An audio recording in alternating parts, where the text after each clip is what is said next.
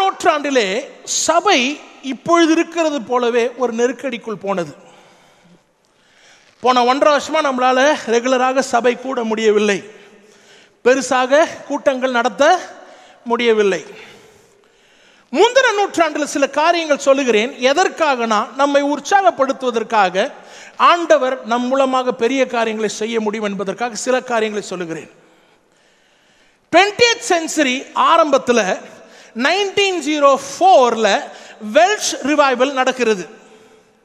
Welsh ரிவைவல்ல அற்புதமாக அநேகர் தொடப்பட்டார்கள், சபையிலே ஒரு உயிர்ப்பு இருந்தது, அற்புதமான காரியங்கள் நடந்தது. 1906 இருந்து 1914 வரைக்கும் அசூசா ஸ்ட்ரீட் ரிவைவல் என்று திரும்பவும் பெந்தகாஸ்டல் மூவ்மெண்ட், அற்புதமாக பரிசுத்த ஆவியானால் நிரப்பப்பட்டு அபிஷேகத்தை திரும்பவும் அனுபவிக்கக்கூடிய ஒரு எழுப்புதல் நடந்தது 1906.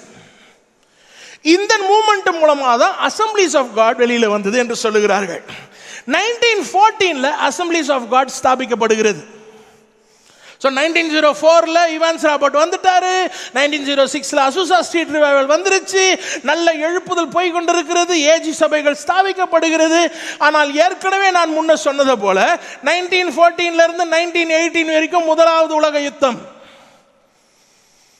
அதுக்கப்புறமா ஸ்பானிஷ் ஃப்ளூ, அதுக்கப்புறமா கிரேட் டிப்ரெஷன், அதுக்கப்புறமா செகண்ட் வேர்ல்டு வார்.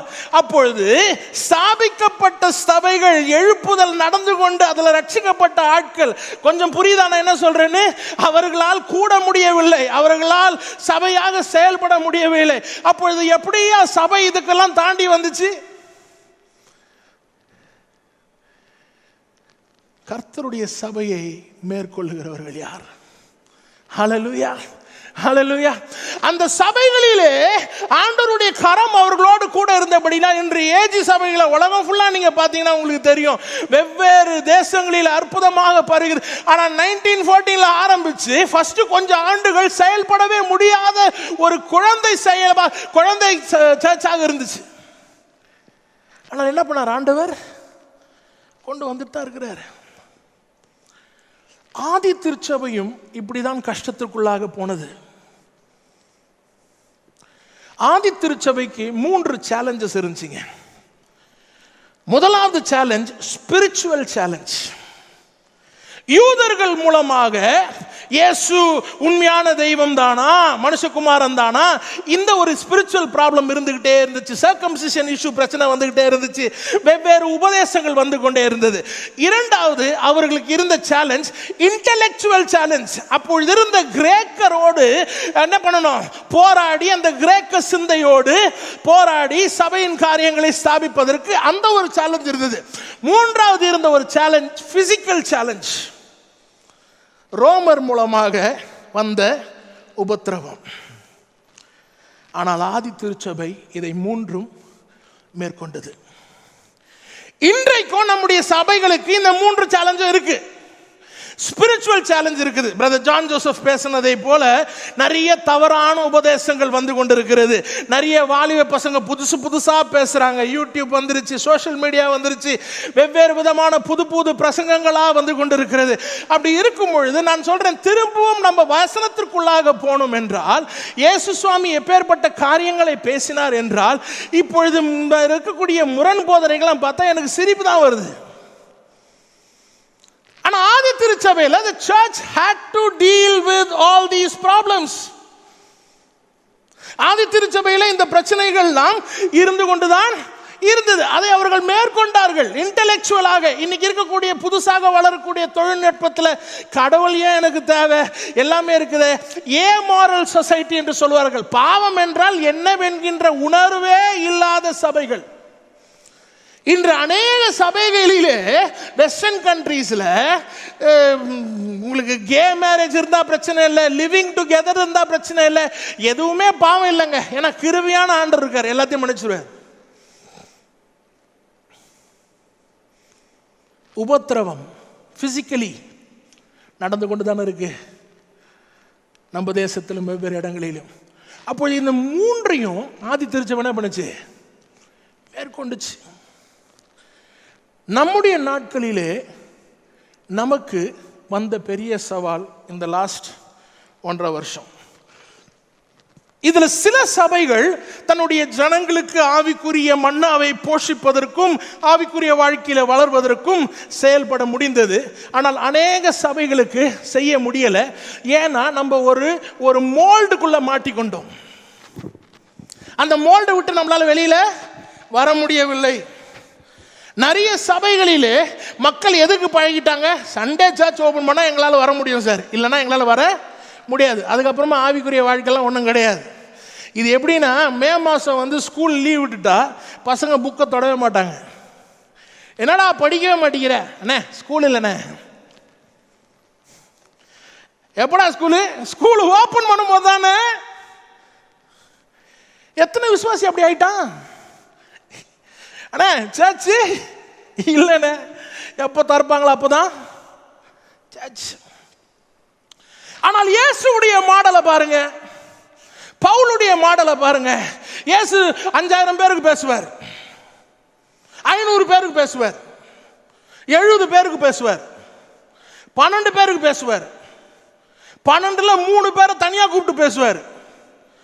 இல்லைன்னா எம்மாவ சீசருங்க 2 பேரோட பேசுவார். கரெக்டா? பவுலும் அப்போஸ்தலர் நடபடிக்கை 20ஆம் அதிகாரத்தில் என்ன சொல்றான்? நான் பப்ளிக்காவும் பேசியிருக்கேன், வீடு வீடாவும் பேசியிருக்கிறேன். நமக்கு ஆண்டவர் இதெல்லாம் தெரிஞ்சேதான் ஃபர்ஸ்டே சொல்லிட்டார் போல. எப்பா எங்க 2-3 பேர் இருக்கீங்களா, நாங்க வந்துருவேன்ட்டார். அப்ப தேவ பிரசனத்தை கொரோனாவும் நிப்பாட்ட முடியாது, எதுவுமே நிப்பாட்ட முடியாது. ஆனா நம்ம என்ன பண்ணிட்டோம்? விசுவாசிகளுக்கு ஸ்கூலுக்கு வந்தாதான் பாடம்னு சொல்லி கொடுத்துட்டோம். ஸ்கூல் நடத்துறவனே ஆன்லைன் ஸ்கூல் ஆரம்பிச்சிட்டான். ஆனா நமக்கு என்ன பண்றதுன்னு தெரியல. சில சபைகளுக்காக கர்த்தரை ஸ்தோத்தரிக்கிறேன். அந்த நேரத்தில் என்ன பண்ணணும்னு அவர்கள் செயல்பட்டானுங்களே, அதை போல சபை செயல்பட வேண்டும். ஆதி திருச்சபை அப்படிதான் இருந்துச்சு. அவனை எருசலேம்ல இருந்து தெரிஞ்சுனீங்கன்னா அந்தியோகா திருச்சபை போய் ஆரம்பிச்சிருவான். அங்க ஏதாச்சும் பிரச்சனை பண்ணீங்கன்னா அங்கிருந்து எஸ்கேப் ஆகி வேற ஏதாச்சும் ஆரம்பிச்சு விட்டுருவான். அவனை நீங்க லாக்கே பண்ண முடியாது. அவனை சிறைச்சாலையில போட்டா அங்க நைட் சர்வீஸ் ஆரம்பிச்சு விட்டுருவான். நம்மால் என்ன பண்ணிருப்பான்? ஸ்கூல் ஒன்றும் திறக்கலன்னு. இந்த 1.5 வருஷம் என்ன ஜோக்குனா, அநேக சபைகள் எப்போ திறப்பான் எப்போ திறப்பான் எப்போ திறப்பான் இந்த மோட்லயே போயிட்டோம்.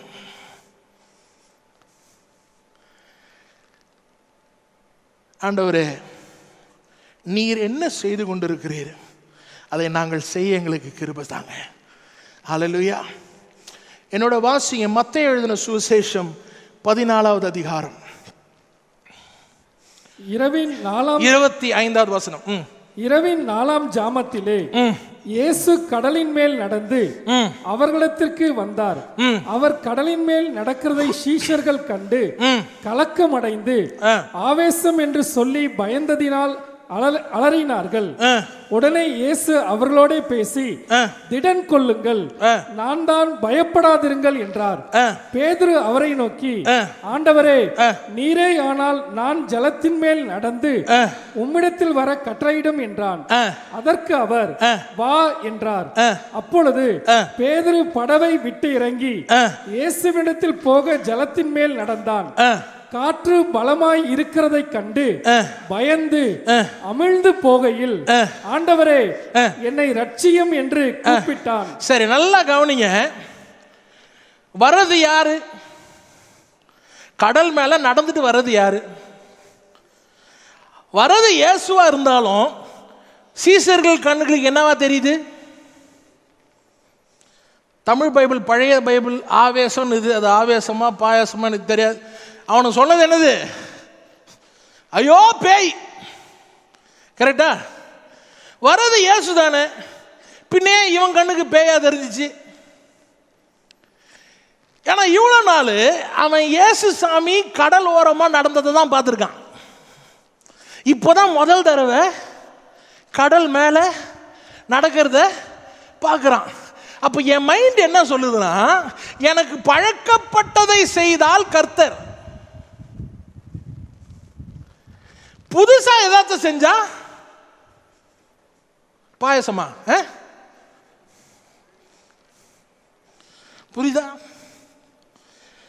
ஐயா, கர்த்தருடைய வசனத்தின் அஸ்திவாரம் விட்டுறக்கூடாது.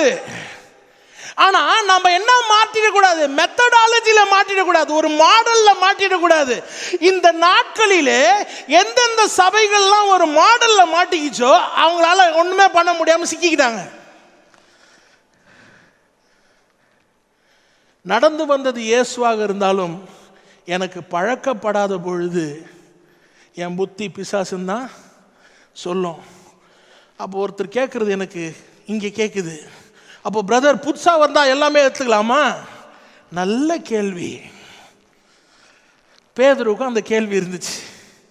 ஜீசஸ் என்ன சொல்கிறாரு? நான் தான்பா அப்படின்ன உடனே பேதுரு என்ன சொல்கிறாரு? நீராக இருந்தால் என்னை கூட இருக்கணும் சொல்லியிருப்பான். அண்ணே என்னடா பிசாசு கூட போய் பேசிட்டுக்கிறீங்க? கம்முன்னுறா, நான் பெரிய ப்ரொஃபஷனல் ஃபிஷர்மேன் இல்லை, ஒரு காலை விடுவேன், உள்ள போச்சுன்னா பிசாசு, வெளியே இருந்துச்சுன்னா எப்படி இருந்தாலும் இன்னும் கொஞ்சம் நேரம் போட்டுக்குள்ள உட்கார்ந்தீங்கன்னா போட்டு காலி.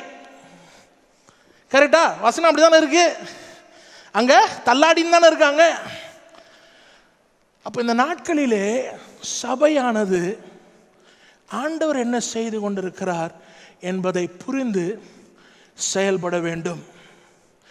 ஆண்டவர் நம்மை பார்த்து, எப்பா உங்க ஆட்களை ரெடியாக்க உருவாக்கிக்கொள், அடாப்ட் பண்ணிக்கோ, லீடர்ஷிப்பை டெவலப் பண்ணு, புது புது காரியங்களை எக்ஸ்ப்ளோர் பண்ணு, உன்னுடைய சபையின் ஊழியங்களை எக்ஸ்பேண்ட் பண்ணு. இதெல்லாம் நடக்கும் பொழுது, என்னுடைய அபிஷேகம் செயல்படும் பொழுது சபை எக்ஸ்ப்ளோஷன் நடக்கும். ஹல்லேலூயா. எக்ஸ்பான்ஷன் தேவை. அந்த எக்ஸ்பான்ஷன் வரும் பொழுது ஆண்டவர் சொல்லுகிறார், ஒரு எக்ஸ்ப்ளோஷன் வரும். ஆதி திருச்சபையில் இந்த சேலஞ்சஸ்லாம் இருந்தாலும் அவர்கள் மேற்கொண்டார்கள். இன்றைய சபையிலே ஆண்டவர் நம்ம என்ன செய்ய சொல்லுகிறாரோ அதற்கு நாம் அலைனாகி செய்ய வேண்டும்.